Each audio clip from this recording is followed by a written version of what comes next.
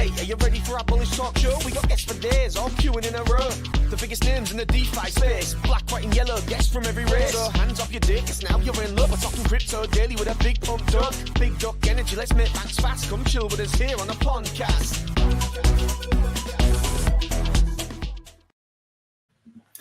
Yo, what's going on, mother duckers? It is Easy Zabo back here on the Pondcast. Today we've got a very special guest, another major influencer, YouTuber slash advisor for crypto projects, Cepryl. Cepryl, how's it going, man? Hello, thank you so much for having me. It's a pleasure being here. It's awesome to have you, man. So we have been on a short hiatus here for the last couple of weeks due to the holidays, Christmas, New Year's, what have you. But couldn't be happier to be getting this podcast going again with someone who's been following the project since the start, you know. And when I came in and started investing and helping out the team and speaking for their projects, one of the first things I noticed was your posts on YouTube. And your outreach on YouTube and stuff. So it's absolutely awesome to have an OG influencer, original investor here in the space that really believes in the project. Yeah, I mean, I want to say that I've been pretty much from the start. I remember that somebody mentioned you guys in one of my live streams, and I was like, oh, this looks actually funny and original. And I think you were at something like 150K, 200K market. I was like, all right, I'll take a look. Then I start buying, and then I see that you guys start exploding, and yeah, it's been a ride. And I think there's so much for you guys to come. So I'm very excited to obviously be an investor and see what your journey is going to look like along the way. Yeah, that's awesome, man. No, it's so you got in on the early stages right before that run up to our all-time high of about 6 to 7 mil market cap, right? Yeah, at the very beginning. Beautiful. So you're still eating the green, even with a little dip like right now, right? So that's got to be feeling good. Well, absolutely awesome to have you, man. On this space, we've had a lot of really amazing influencers and KOLs within the space, and you are no different than a lot of the other great people that we've had on the space. And really what we take time in during this space to do is to really get to know, you know, the man behind the PFP, if you will, and get a little bit of an understanding about, you know, how did you get your start into crypto? Yeah, sure. So I started pretty much as a joke in end of 2017, beginning of 2018, somewhere around those lines. And at the time, I even thought that Bitcoin was a scam, and I thought that all the crypto industry wouldn't make it, etc. And as a joke, I started buying Bitcoin. I did decently also on Ethereum. And yeah, I basically started changing my mind over crypto when I started making some money that I also lost by not selling when I should have, because obviously it's the mistake that everybody makes in the previous bull cycles, right?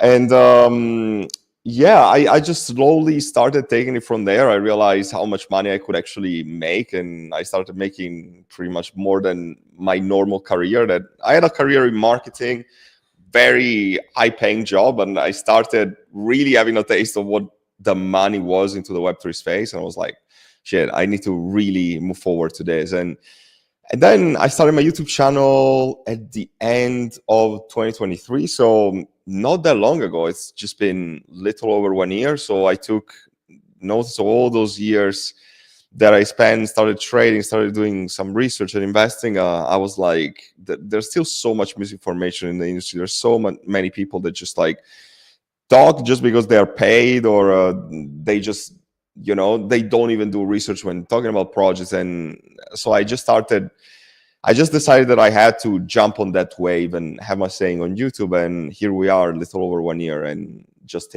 almost hit 21,000 subscribers. So I think it's doing quite well. And but I do see myself as just still getting started. There's a long way to go from what my goals, what I want them to be into the crypto space and the YouTube game, whether it's content creation or building my communities further. It's a lot of things that I still want to accomplish, but I remain very, very excited along the way. That's for sure. So that's amazing. So really, you started with a marketing background. What did you do for marketing beforehand? I assume just based on your accent. I'm from America, so everybody kind of sounds the same here. But are you out east in Europe? I'm Italian. Italian. Yeah, awesome. Definitely our first Italian that we've had out here on the space. Uh, Italian, but I've also been living. I lived in the UK for 8 years, so okay. that's why I also Okay, learned English there. awesome. So definitely had the Yeah. marketing background. So what stuck out to you to get on and start influencing on YouTube as your outlet? Was that just because, and I'm not saying that like YouTube isn't still big this cycle, but YouTube was really huge last cycle, with Oh yeah. most of the other affiliates and stuff. And most of, I guess, the big plays coming through a lot of different YouTube influencers last cycle. Is that kind of what got you started? Yeah, I pretty much saw obviously the big influx of like YouTubers in the previous bull cycle. If you look at Altcoin Daily, BitBoy, like how big those channels like became during the bull cycle. And then obviously during the bear market, like you probably saw as well, like how views were decreasing, etc. So people were, in my opinion, in the look for some fresh air.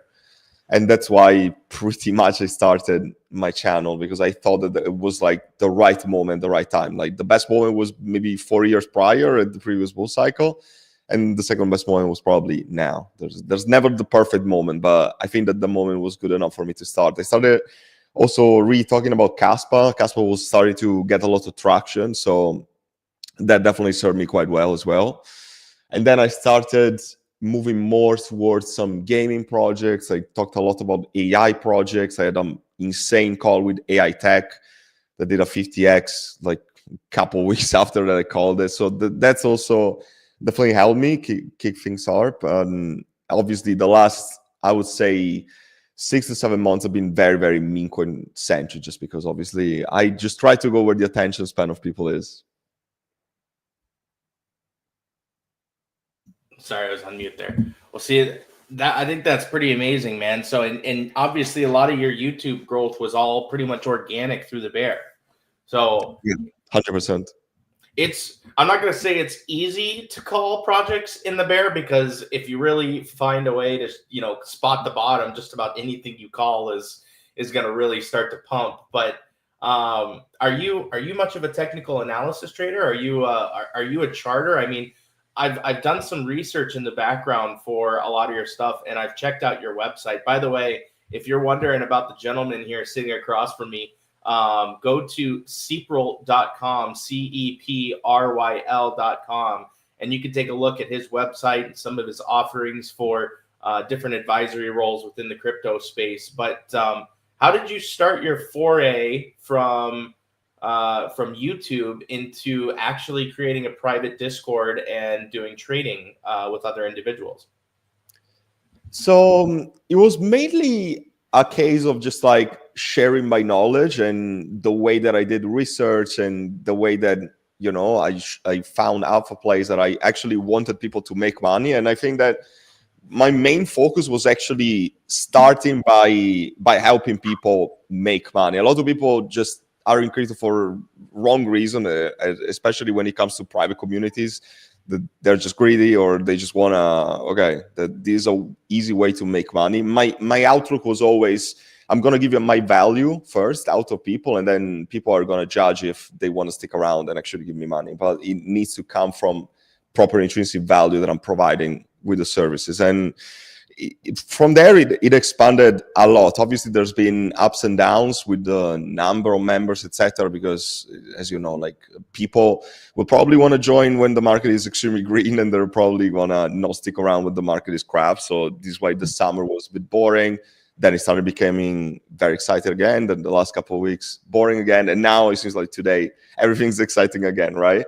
But it expanded a lot. From just, it started with like research on utility project, and obviously on trenches chat and all the things towards the middle of, in between the two, let's say. But yeah, just a lot of stuff that keeps me still going and motivated on a daily basis, that's for sure. How many people do you currently have in your Discord group? Right now I think 350, something like that. So that's a very large following. How active would you say that the majority of users are? And is it something where, you know, a lot of those users are kind of waiting for your signals, or you know, is everybody kind of out there working hard, fighting in the trenches, looking for good projects?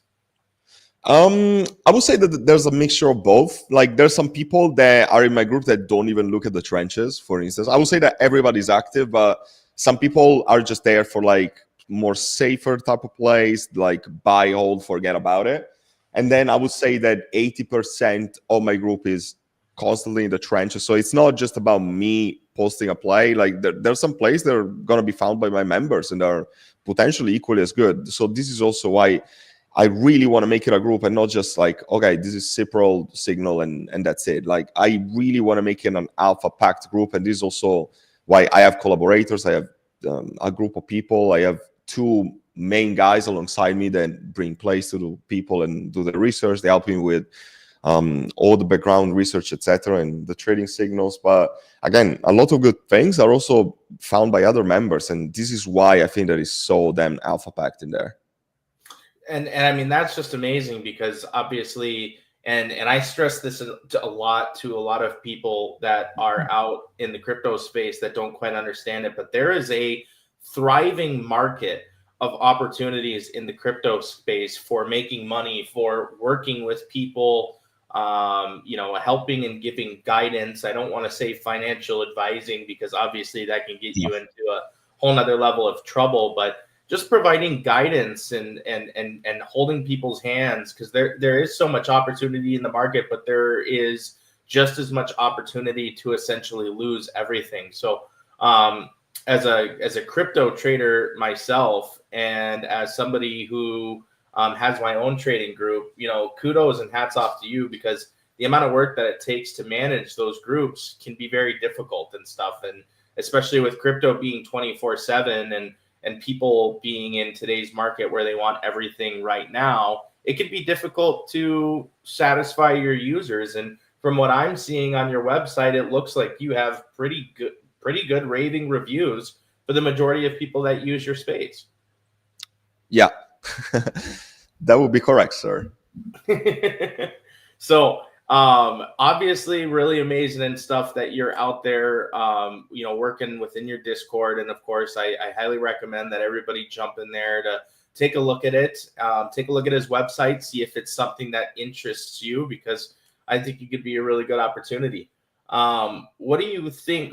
What do you do for technical analysis trading? Are you much of a trader, or are you more of a, you know, look in the trenches, find good project, find good devs? What would you say for the people listening today is your biggest secret to success that you won't charge $125 a month for?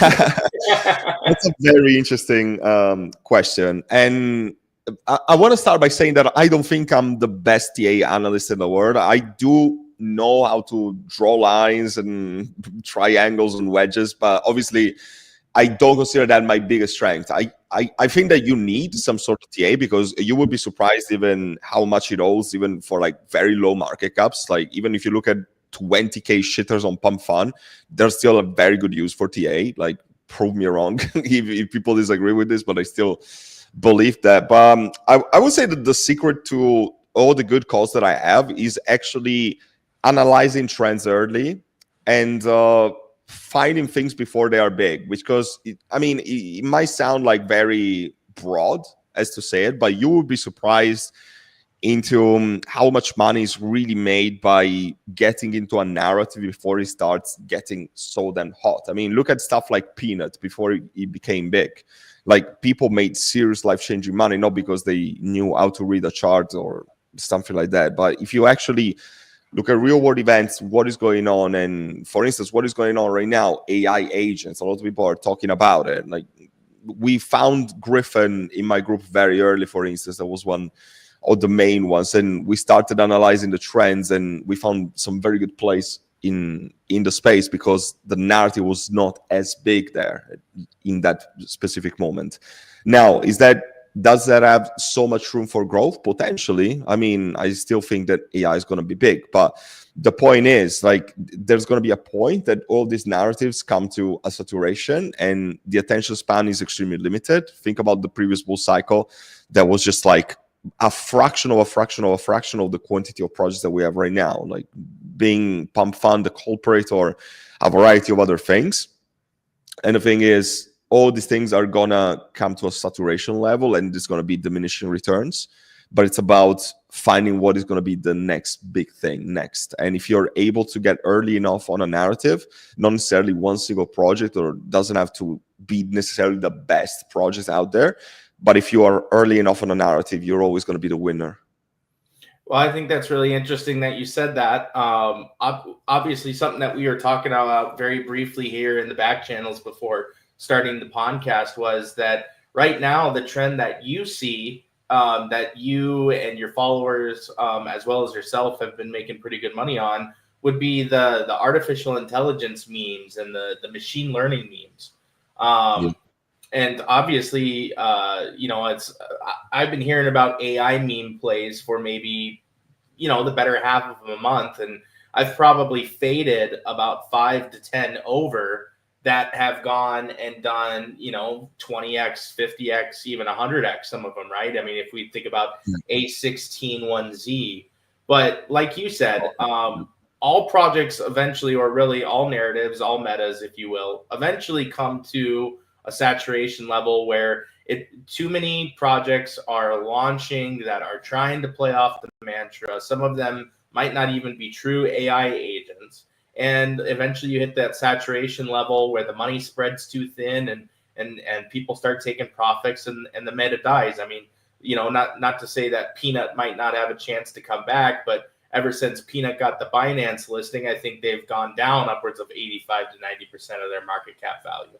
So how quickly do you think, or in your way, because you are someone that essentially makes a lot of money off of recognizing trends before, the mass hysteria moves in, how long have you recognized that the metas and the trends last within Solana? Is it a couple weeks? Is it 1 month? Is there 2 to 3 weeks of build up, 2 to 3 weeks of pump? What have you seen in your experience? Yeah, I don't think it's that easy to put just a label with a time, with an expiry date. I think that something can be as big as possible until the next big things come around. So let's say that Elon Musk posts a tweet, or what happened the last few days with knack. I mean, there could be the biggest narrative ever the week before, but if something like a catalyst event happens like that everybody starts talking about it, then the previous narrative is going to die off fast because all the liquidity is going to move towards those projects. And a lot of them are going to be raggers or whatever. But if you see, I'm not sure if you were tracking all the Kaku's Maximus stuff, but all of the projects that were being launched on Pump Fund, there was like dozens of projects almost every single minute, just because of how big of a deal it was. And there's always going to be something next that is going to kill whatever's comes first, and it doesn't really matter so much on a time standpoint. Obviously things can go on forever, but I think that things are always going to be killed by the next narrative that takes all the attention out of the way.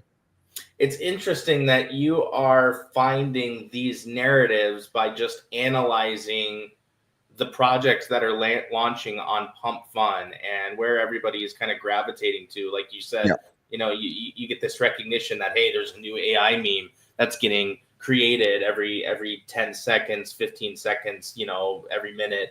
How much time would you say that you're spending on the trenches in Pump Fun? Because we've had a lot of people out here on the space that have had very differing opinions on the Pump Fun narrative. Oh, that's an interesting question. I want to say that I'm at least on the Pump Vision tab of BullX at least 4 or 5 hours a day, which right now is pretty crazy, but I'm kind of like fully locked in, and obviously I do this full time. But yeah, I would say like easily like several hours a day. I also do find that sometimes it's more productive for me to spend less time there, because sometimes the days that I actually put the most work into finding projects are the worst trading days for me, which is also a fun fact. But I would say several hours is what you need, especially if you're looking to like navigate trenches and trade in and out of very, very small market caps. Interesting. And obviously you're trading micro caps, not necessarily with the intention to hold the bonding, because obviously we know the percentage of projects that actually end up getting bonded is like 1 in 10,000, right? Yeah. I mean, it really depends. Like my trading style is, it also like very varies depending on what I'm feeling at the moment. Like there's some times that I just look at like graduated projects and see what has just recently bonded and try to buy dips, which I find it like way easier than just like chasing like the green candles or the things that are skyrocketing. I always try to, find the project I've graduated and then I've gone to shit before they bounce back. That is like one of my most favorite approaches if I'm doing that. But obviously, even trying to snipe all these new projects that are launching, basically, I can maybe follow some keywords that I can use to see. Like, let's say that today there was like a Chinese meta, so I started putting like some Chinese keywords into my trading bot, and I was like just filtering for all these things. So there's a lot of actions that people can take, but obviously, I think that different market caps are gonna have different trading strategies, and usually the higher the risk into this trades, the sooner I'm also gonna take out my initial and gonna take some profits out, because I'm not expecting too much out of them. Well, something that you had mentioned, and maybe I just caught this or maybe I misheard this, but do you have a screener that you use to analyze pump fund rather than the actual database or the actual pump.fund board? Yeah, so I use BullX. That's the trading bot that I use for pretty much all my trades of the sort. And they also have released a new version, which is BullX Neo. And if people are looking to get access, I also can give you free access. Somebody needs to invite you. You can access it just like that. And people are going to be able to find it in pretty much all of my social media pages. But that has a big screener, as you were mentioning, that is called Neo Vision. Oh, I don't know what it's called these days. But basically, it gives you 3 tabs of categories for meme coins. One for like the new launches, one for about to graduate, they call it, and then the graduated, which is the project that are bonded. Okay. And then there's a lot of filters that you can put. So you can filter for a bonding curve, and with the new version, you can even filter for like insider holding, snipers. Like it's crazy. Like the things that you can do with the interface of BullX is to me just unbelievable. And it changed the game, the trading game forever for me. Now, excuse me for questioning the spelling here, but did you say it's Flex, like Flex? Oh, sorry. Yeah, sorry. My voice is also like shit today because I'm a bit sick. If you can tell. No problem. It is that time of the year. It's BullX, like bull. BullX. Okay. Got it. BullX. I'm going to have to check that out. But something I heard that was interesting that you had said is that like you've got a knack for essentially after these projects bond, there's inevitably going to be like a really quick spike by sniper bots. And then oftentimes it's accompanied by a pretty significant dump. And what I've typically found is that these pump fund coins usually find a floor that coincides with the liquidity that was essentially launched with the bonding curve. And I've found that that's actually a really great buying point for a lot of these pump.fund coins, where it's relatively low risk to throw maybe half a soul or 1 soul into a 10 to 15K market cap if it looks like it's not just fully dumping and whatnot. Oh yeah, one of the things that I like doing sometimes if I'm bored, like if I see these graduated projects that go to like 100K or 120K and then they dump all straight to 10K, I can guarantee you that at least in 70% of cases they're gonna do a 2 or 3x before they die. So Right. That is like way safer than just trying to buy a correction that went from like 100K to like 60K or something, because it's probably going to keep dumping if it's been dumping like that. But we always keep a moon bag, right, people? We always keep a moon bag. You never know when it's going to be a peanut or one of these other coins that just seemingly just continues to go up. The narrative's so good. It is hard catching early narratives. I think everybody in here would probably be a millionaire if they could figure out how to catch early narratives. So one of the biggest things I think I keyed in on very early and stuff is that you do this crypto full time now, and essentially you're making more money from this than you did in traditional finance. Now, let me ask you this. For the people that your friends that are not in crypto, what do they think about your lifestyle? Most people just don't get it. And I also like, I have most of my friends are really not in crypto. Like, my best friend happens to do the same thing that I do, and he's one of the guys in my community, one of the other two callers. But other than that, I would say that the majority of my friends are really not in crypto, or they still think that I'm a scam, that everything is a scam surrounding crypto. And even my parents had a lot of trouble understanding that when I said I'm going full time in this and gonna do great, and I was like, what?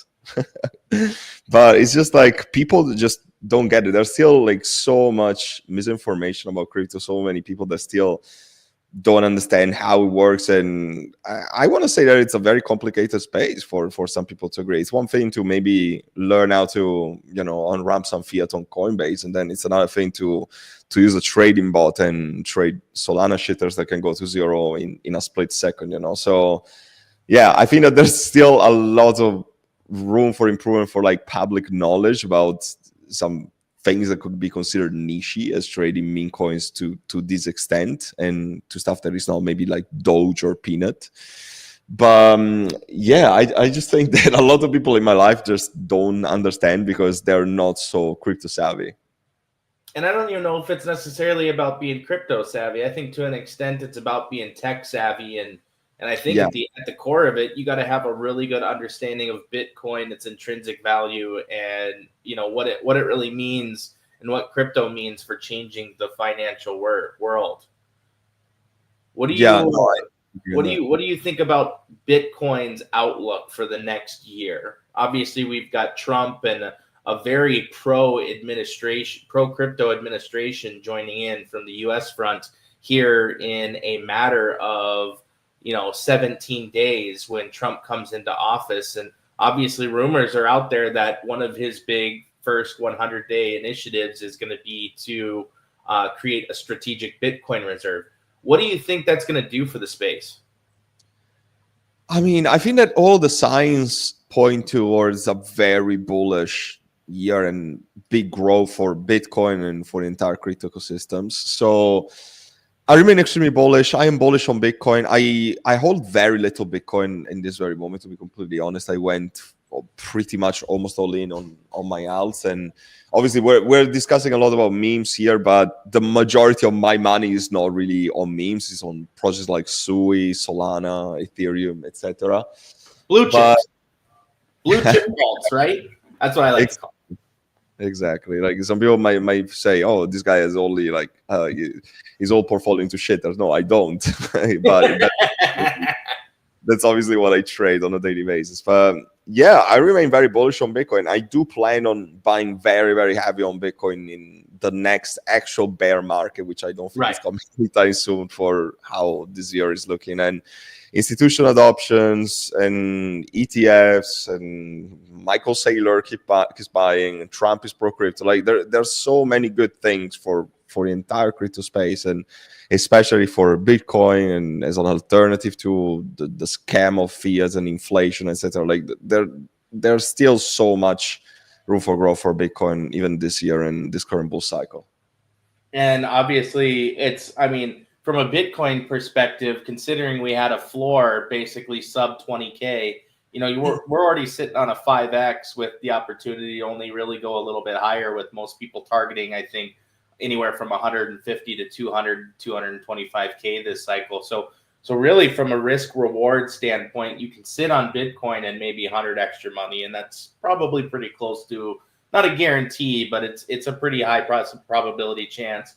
Or you can start transitioning your money into blue chip altcoins with, at least some distribution into meme coins, because at the end of the day, when those meme coins pop off, having that distribution back into those blue chips is great. And I really still don't think that we've seen the altcoin market explode like we're really expecting. I mean, ETH is still getting stymied, still sitting below its all-time high. A lot of other alts are still sitting below their all-time high. I know, like you said, Sui is having a hell of a time right now, but I could say that probably the big reason that Sui is being so successful is because there's not a whole lot of market congestion on there. There isn't really a big pump fund narrative. There's only a few good memes on the Sui chain. Yeah, Sui, I'm so freaking bullish on it. I think it might actually be my biggest allocation right now in my portfolio. It's my biggest allocation right now. Yeah. We got some Sui maxis up here in the space. So for a lot of you Soul listeners and stuff out there, like if you haven't given Sui a sniff, definitely check it out, right? Yeah, I can tell you that the best trade probably that I did last year was I sold 70% of my Solana, and I bought Sui with that when it was pretty much $1. I mean, if you look at it right now, it's a 5x. Mm-hmm. Yeah. So you did that last year. Now let me ask you this. Obviously, Sui, it's a big coin, but not BlackRock, but Grayscale launched their own Sui trust. Was it, I think, back in August or September of last year when it was like 50 cents, and obviously Solana's been in a big downtrend ever since that point. So, what do you think about the initiative with Phantom looking to launch a Sui wallet soon? Oh yeah, I was actually going to mention that. Like, that is so freaking bullish. I mean, it's going to be integrated. So, like they did with Base, for instance, they're going to do the same with Sui. And oh man, like I think that very good things are going to come. If you think about how much easier it's going to be for people to trade meme coins, to just have exposure to how good Sui is. Like, if you ever tried to just send money or trade meme coins, etc., like the only bad thing is, in my opinion, like I don't really like the dexes all too much, or the Sui ecosystem. But if it gets more integrated with like trading bots, and obviously with a very good wallet such as Phantom, like it's gonna be so damn bullish. Agreed. I think the Phantom integration is going to have a lot of people looking further and deeper into that blockchain. And I see some comments out in the chat from Carlito saying that they think Sui isn't a good buy at like $5 here. But it's when we look, Solana was sitting below $5-10 billion market cap and shot up to, I think, over 100 billion market cap at one point through this cycle, a solid 10x. Sui is still sitting, I think, right around 15-16 billion market cap, and it's in a top 20 coin. So, I mean, there's still a lot of prospect for the fact that it could join the top 10, considering how cheap the transactions are, how uncongested the chain is. And like I said, there's only a few good memes, good projects on that chain currently right now. Yeah. Where in a lot of different ways, it's going to be a really great. I think it's gonna. I'm hoping in a lot of ways that it might take liquidity from Solana and really end the pump fund game. What I would really like to see for the Solana chain, I think the best thing that could happen for the Solana space would be to end the pump fund hysteria and give the power back to the devs. I mean, what are your thoughts on that? Yeah, I think that I see it as a double-edged sword, because if we hadn't had pump fund, like things would have still been so mysterious for the majority of people, and in my opinion, we would have seen even more scams than what we have right now. Because if you think about it, like before pump fund, a lot of like custom culture addresses, a lot of like bullshit in the contracts. At least pump fund made it fair to some certain extent. Obviously, there's still a bunch of scams that are there. 99% of projects launch their rug within 1 minute, but I still think that it gave power to the people in some sort of way, without having to just have any sort of technical knowledge to launch a smart contract. I think it's actually made it quite easy. Obviously, there's also there's too much stuff around effect the pump fund created, and also some people that shouldn't have been able to launch projects were able to do it, and that also attracted a lot of bad actors to the scene.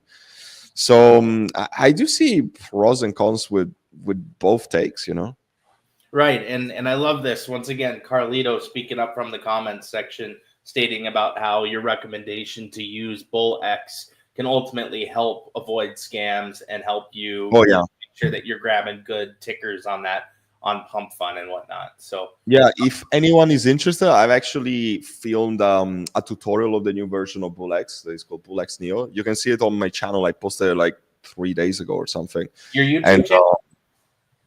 yeah. Okay, beautiful. And I think we've mentioned your website out here as well. But for the people that have checked out the website here today for Cepryl, let's make sure that you also get out there on YouTube, follow Cepryl, follow his video, follow his alpha, because obviously a very intellectual man, really savvy in the space at finding early narratives, and a little bit of a hidden gem in a lot of the different projects that he finds that end up going and making some really great returns. So highly recommend that you follow YouTube. And if you're not following Doug the Duck on YouTube, I don't know what you're doing at this point or how you even found us, but make sure you check out and give Doug the Duck a YouTube visit as well. We've got a lot of amazing things that have happened over the last month. And since, due to the holidays, we've been pushing off the Pondcast. I'd like to share a couple things with you and kind of maybe see what your take is about some of the things that our team is working on. Yeah, absolutely. I love that. One of the big things that we did here really recently in the past week is we had a live event where we had a Doug the Duck mascot show up to a very prominent currency speaking space really recently. So it's kind of interesting because I haven't really seen a lot of projects do the mascot thing. And to me, like, Doug the Duck is a character that you really could envision in the space. And hats off to our developers that created the suit, because I think it really embodied the Doug the Duck mantra. And he had the duck off hat and everything, man. Yeah, fucking cool. But recently we also had if you didn't know, a lot of our developers, they're Eastern European. So one of the funny things that we recently did as well is we had a partnership with a famous Serbian porn actor who really fits the Doug the Duck narrative perfectly. And the connection with this prominent person in the Eastern European space actually resulted in about 500,000 views on social media. Once again, tying us back to that Doug the Duck mascot as well. So kind of interesting and kind of funny, different take once again that I think a lot of teams aren't necessarily doing. I think it really, once again, kind of fits with our degen duck narrative as well. I gotta say, I didn't see that coming. Well, expect the craziness, right? I mean, those are two things that are very different for the space. I mean, our developers are still getting out there and they're finding new ways to find outreach, because I think in Memecoins, you got to stay consistent. You got to continue to find ways to get outreach to new investors and new people and people that are going to enjoy the Doug the Duck narrative. Yeah, 100%. Totally agree.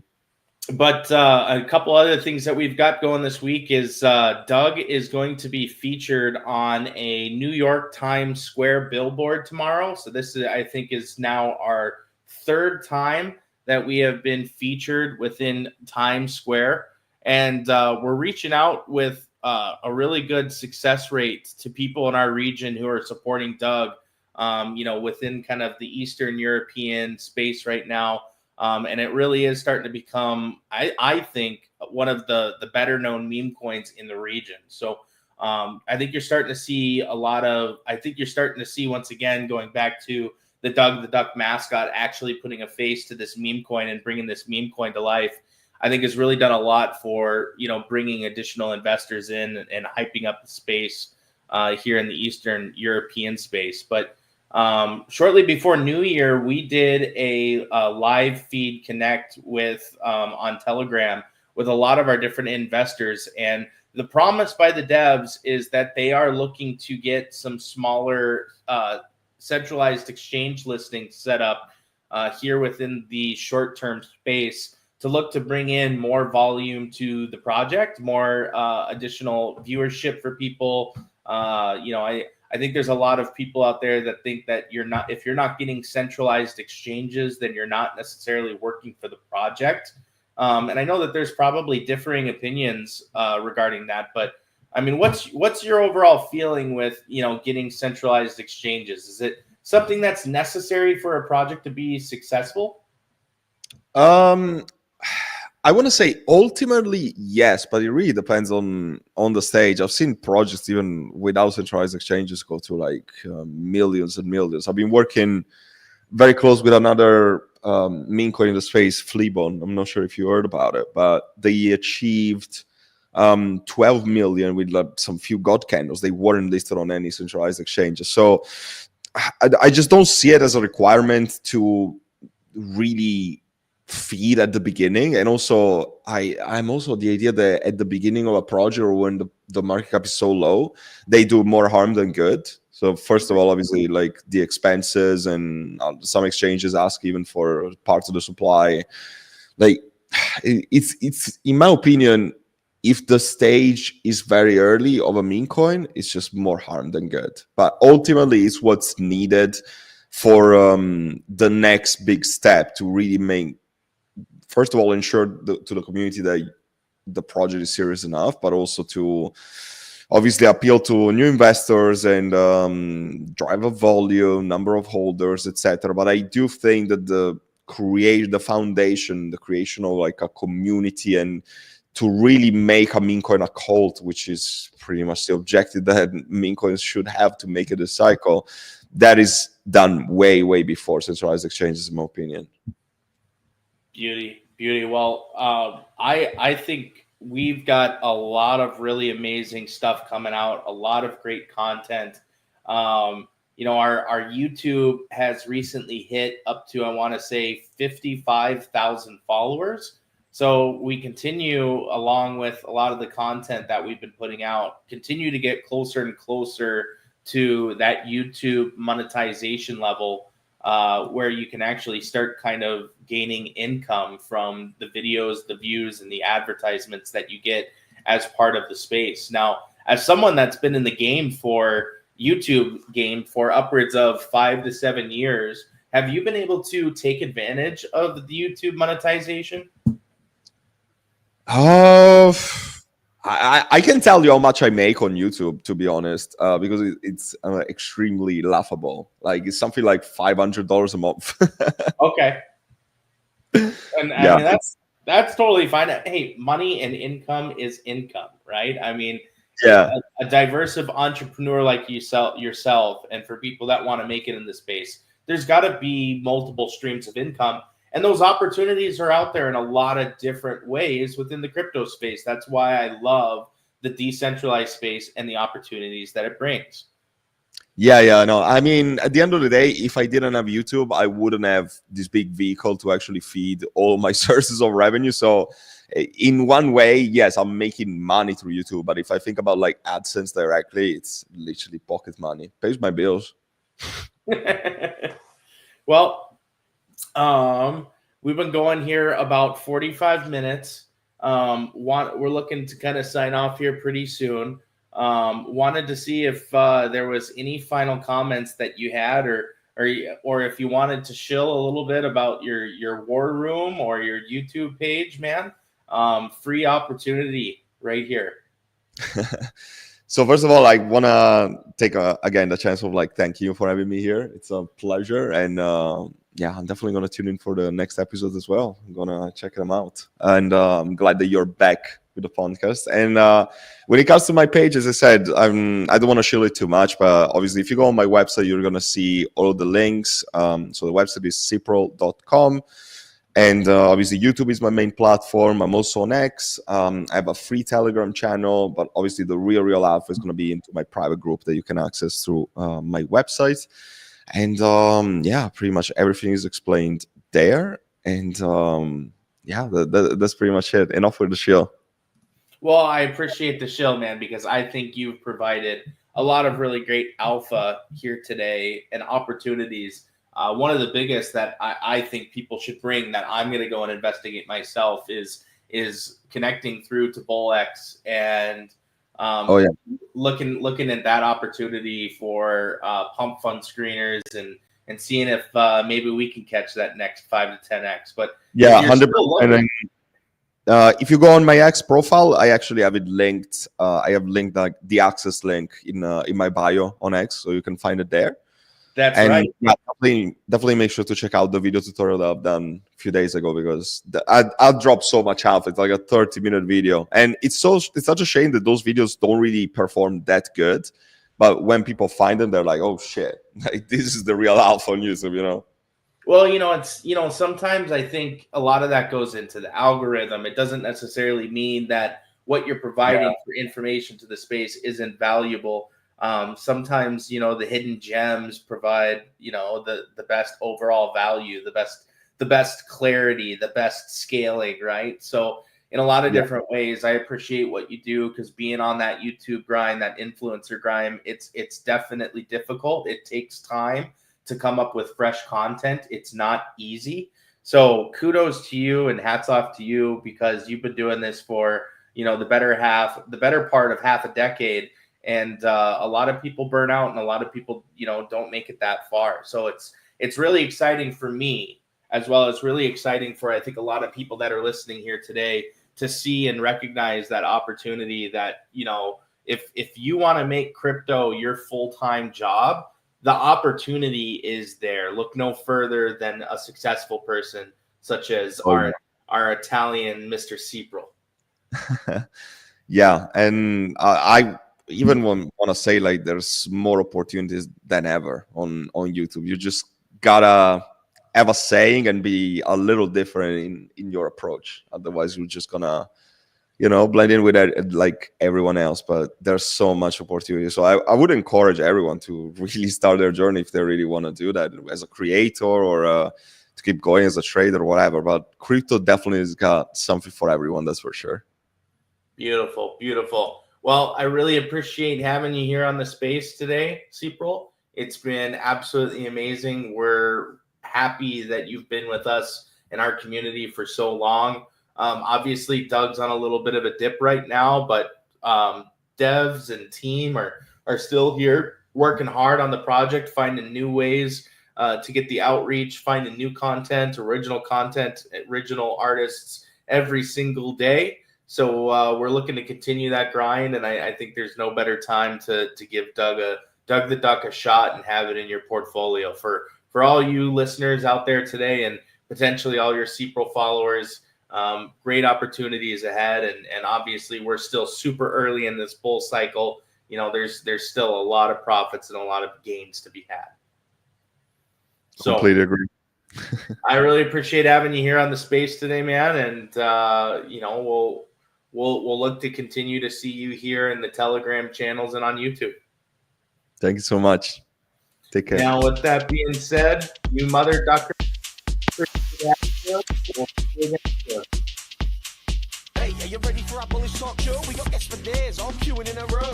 The biggest names in the DeFi space, black, white, and yellow, guests from every race. So hands off your dick, 'cause now you're in love. We're talking crypto daily with a big pump duck. Big duck energy, let's make banks fast. Come chill with us here on the Pondcast.